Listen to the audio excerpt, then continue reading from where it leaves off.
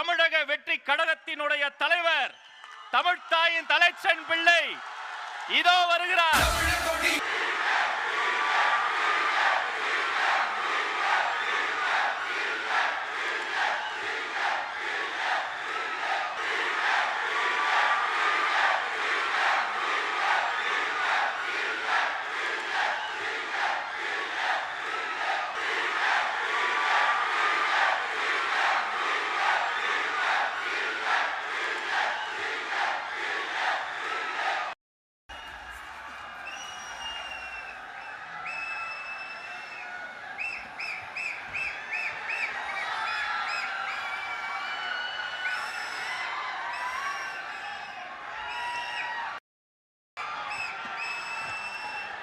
My friend, my brother, comrade in arms, founder, Jan Suraj Party, திரு பிரசாந்த் கிஷோர் அவர்கள் இன்னைக்கு வந்து நம்மளுடைய இந்த தமிழக வெற்றி கழகத்தினுடைய 2ஆம் ஆண்டு துவக்க விழாவிற்கு சிறப்பு விருந்தினராக வந்து கலந்துக்கிட்டு பேசியது மிக்க மிக்க மகிழ்ச்சி. அவருக்கு என்னுடைய மனமார்ந்த நன்றியை தெரிவிச்சுக்கிறேன். We are an emerging primary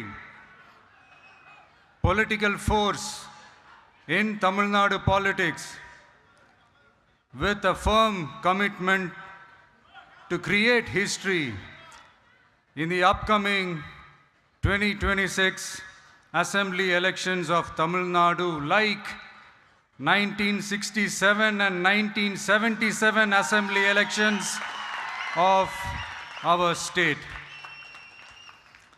Without compromising our party's ideological principles at any cost, I am here to collaborate and work with you towards upholding the secular and democratic ideals in TN and beyond. என் நெஞ்சில் குடியிருக்கும்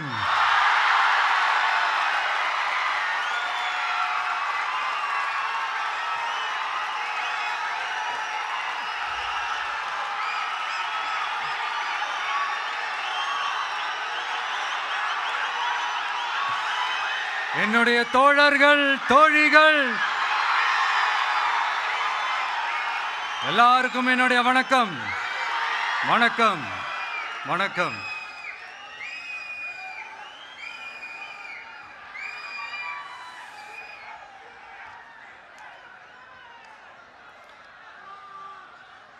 இந்த அரசியல்னாலே வேற level தான்ல.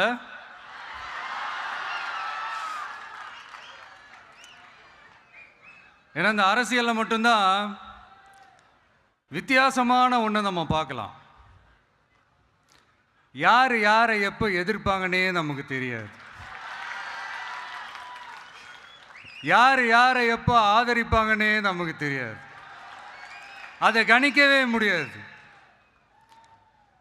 அதனால தான் இந்த அரசியலில் மட்டும் முன்னாடியெல்லாம் சொல்லி நம்ம கேள்விப்பட்டிருப்போம், நிரந்தர நண்பனும் நிரந்தர எதிரியும் இல்லைன்னு சொல்லுவாங்க. அரசியலுக்கு யார் வேணாலும் வரலாம், அது வந்து ஒரு ஜனநாயக உரிமைன்னு சொல்லுவாங்க. ஆனால் மக்களுக்கு ரொம்ப ரொம்ப பிடிச்சி போன ஒருத்தன் அரசியலுக்கு வரான்னா அதை கண்டிப்பாக நல்லவங்க எல்லாம் வரவேற்பாங்க. ஆனால் ஒரு சில இந்த அதிகார இல்லை அது வேணாம், ஒரு சில பேருக்கு மட்டும் கொஞ்சம் எரிச்சல் வரத்தானே செய்யும். அது இருக்கும் தானே.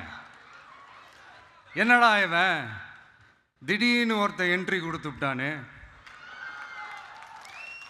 இது வரைக்கும் நாம சொன்ன பொய்யெல்லாம் நம்பிக்கிட்டு மக்கள் நமக்கு ஓட்டு போட்டுக்கிட்டு இருந்தாங்களே, ஆனால் இப்போ வந்து இவன் சொல்கிறதெல்லாம் பார்த்தா மக்கள் மனசுக்கு ரொம்ப நெருக்கமாக வேற இருக்குது. அதுவே நமக்கு ஒரு பெரிய நெருக்கடியாகவும் இருக்குது. இவனை என்ன பண்ணலாம், என்ன செய்யலாம், எப்படி இவனை இது பண்ணலாம், க்ளோஸ் பண்ணலாம்.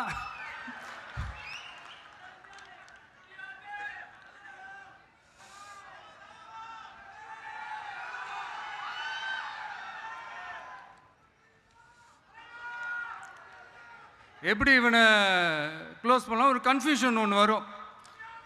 அந்த கன்ஃபியூஷனில் கத்துறதா, கதறதா, என்ன பண்ணுறதுன்னு தெரியாமல் வர்றவன் போகிறவன்லாம் கட்சி ஆரம்பிக்கிறான்னு சொல்லி இப்படி ஏதாவது பேச ஆரம்பிப்பாங்க. இப்போ நம்ம ஆட்சியில் இருக்கிறவங்க நமக்கு எதிராக பேசுகிறாங்க இல்லையா, அந்த மாதிரி. இப்படிப்பட்ட ஒரு அரசியல் காலத்தில் கொஞ்சம் கூட ஒரு பயம் இல்லாமல், ஒரு பதட்டம் இல்லாமல், வர்ற எதிர்ப்புகள் எல்லாத்தையும் சும்மா லெஃப்ட் ஹேண்டில் டீல் பண்ணிக்கிட்டு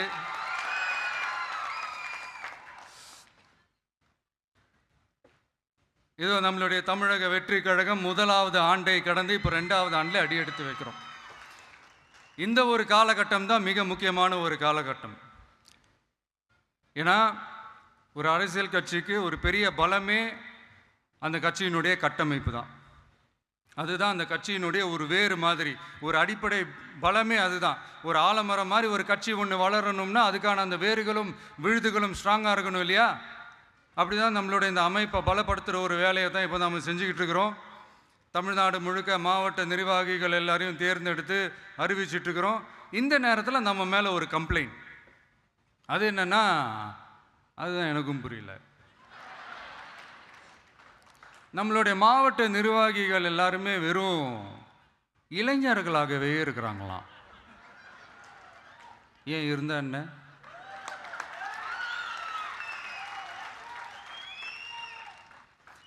அறிஞர் அண்ணா அவர்கள் கட்சி ஆரம்பிச்சப்பா அவர் பின்னாடி நின்னதும், புரட்சி தலைவர் எம்ஜிஆர் அவர்கள் கட்சி ஆரம்பிச்சப்பா அவர் பின்னாடி நின்னதும் வெறும் இளைஞர்கள் தான். அந்த இளைஞர்களால் தான் 1967லையும் 1977லையும் அந்த 2 தேர்தலையுமே ஒரு மிகப்பெரிய ஒரு வெற்றி கிடைச்சது. வரலாறு, அதுதான் வரலாறு. இப்போ அதே மாதிரி நம்ம மேலே இன்னொரு கம்ப்ளைண்ட், அது என்னன்னா, நம்மளுடைய கட்சி நிர்வாகிகள் எல்லாருமே சாதாரண குடும்பத்திலிருந்து வந்தவங்களாம். அதே தான் இங்கேயும் கேட்குறேன், ஏன் வரக்கூடாதா?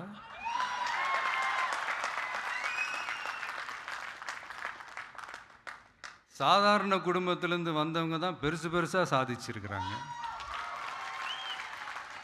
இன்னும் சொல்ல போனால் நம்மளுடைய கட்சி எளிய மக்களுக்கான கட்சி தானே.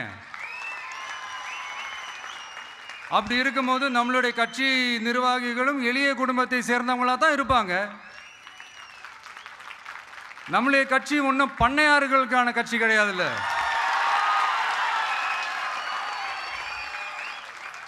முன்னாடிலாம் அந்த காலத்தில் பண்ணையாருங்க தான் பதவியில் இருப்பாங்க. இப்போ கொஞ்சம் உல்ட்டா மாறிடுச்சு, பதவியில் இருக்கிறவங்களாம் பண்ணையாராக மாறிடுறாங்க.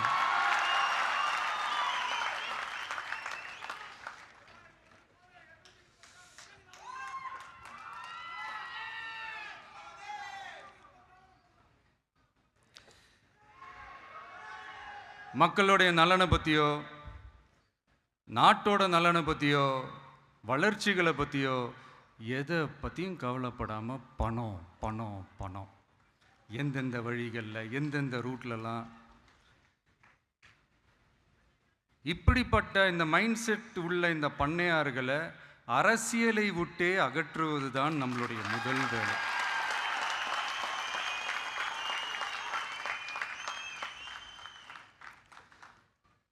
அதை ஜனநாயக முறைப்படி நம்ம செய்கிறதுக்கு தான் 2026 தேர்தலை நம்ம சந்திக்க போகிறோம். அந்த தேர்தலை சந்திக்க ரொம்ப ரொம்ப முக்கியமான விஷயம் பூத் லெவல் ஏஜென்ட்ஸ், BLA அப்படின்னு சொல்லுவாங்க. அது ரொம்ப ரொம்ப முக்கியம். ஏன்னா நீங்கள் பார்த்தீங்கன்னா தமிழ்நாட்டில் அந்த பெரிய பெரிய கட்சிகளுக்கு தான் அந்த BLAலாம் ரொம்ப ஸ்ட்ராங்காக இருக்கும்னு சொல்லுவாங்க. ஒரு அப்ராக்சிமேட்டாக ஒரு 69,000 பூத்ஸ் இருக்குது. அது எல்லாத்துக்குமே பூத் ஏஜென்ட்ஸாக நம்மளுடைய கட்சி தோழர்களை தான் நியமிக்க போகிறோம்.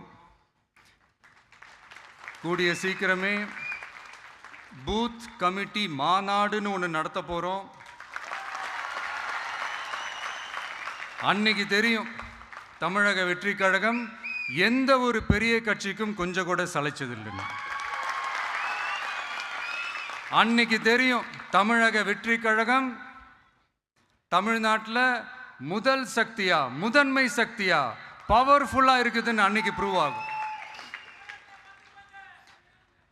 இப்போ புதுசாக ஒரு பிரச்சனை ஒன்று கிளப்பி விட்டுட்டு இருக்கிறாங்க. மும்மொழி கொள்கை.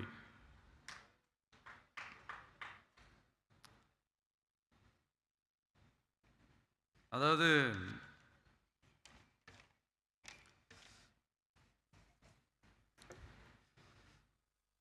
இதை இங்கே செயல்படுத்தலைன்னா இந்த கல்விக்கான நிதியை நம்மளுடைய மாநில அரசுக்கு கொடுக்க மாட்டாங்களாம். இந்த எல்கேஜி யூகேஜி பசங்க சண்டை போட்டுப்பாங்க தெரியுமா, அந்த மாதிரி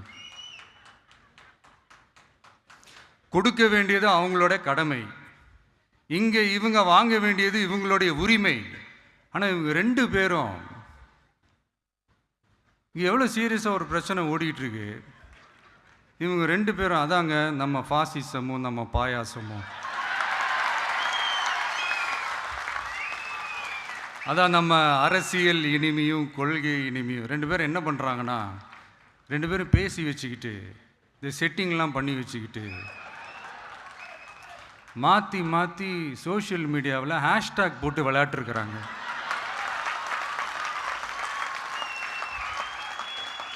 இங்கே என்ன நடந்துக்கிட்டு இருக்கு?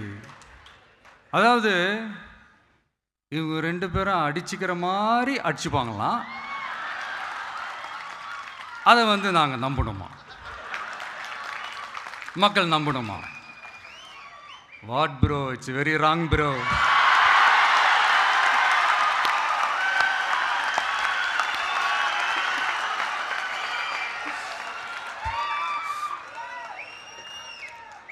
இதுக்கு நடுவில் நம்ம பசங்க உள்ள பூந்து அங்க ஒரு சம்பவம் ஒன்று பண்ணிட்டு டக்குன்னு வெளியே வந்துடுறது. டிவி கே ஃபார் டிஎன் அப்படின்னு சொல்லி. யார் சார் நீங்களா? எங்க சார் இருக்கிறீங்க? ஸ்லீப்பர் செல்ஸ் மாதிரி.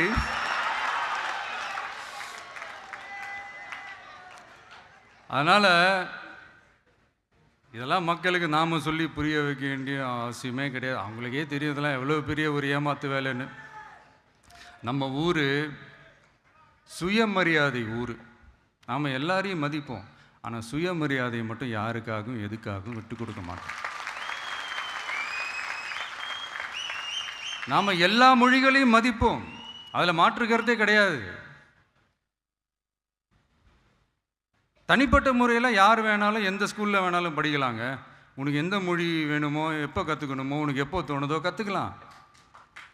அதெல்லாம் அவங்கவுங்களோட தனிப்பட்ட ஒரு உரிமை. ஆனால் கூட்டாட்சி தத்துவத்தை மீறி மாநில தன்னாட்சி உரிமைக்கு எதிராக ஒரு மாநில அரசின் மொழி கொள்கையை, கல்வி கொள்கையை கேள்விக்குறியாக்கி வேறு ஒரு மொழியை வலுக்கட்டாயமாக திணிச்சா, அதுவும் அரசியல் ரீதியாக திணிச்சா எப்படி ப்ரோ?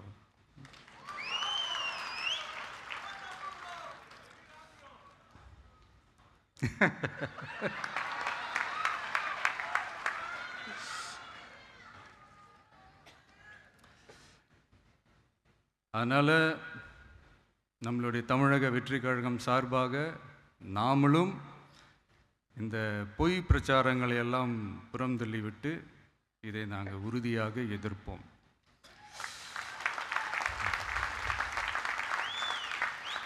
கான்ஃபிடென்ட்டாக இருங்க, நல்லதே நடக்கும், வெற்றி நிச்சயம்.